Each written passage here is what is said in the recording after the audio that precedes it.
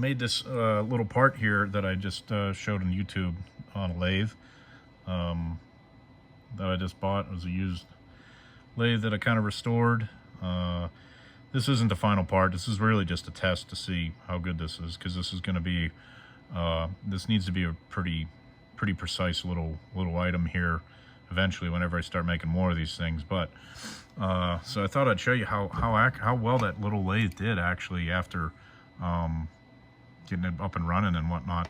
So here's the part, here's the model, and I'll show you the dimensions it's supposed to be. So on this outer barrel here, this is supposed to be 0.437 inches, so just under ½ inch.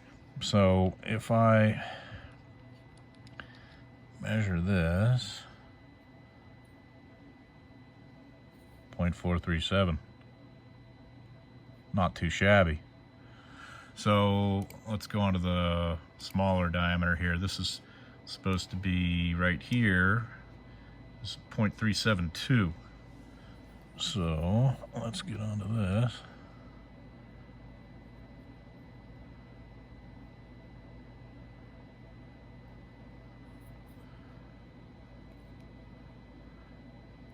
.372. And then finally, the nose is supposed to be 0.3567.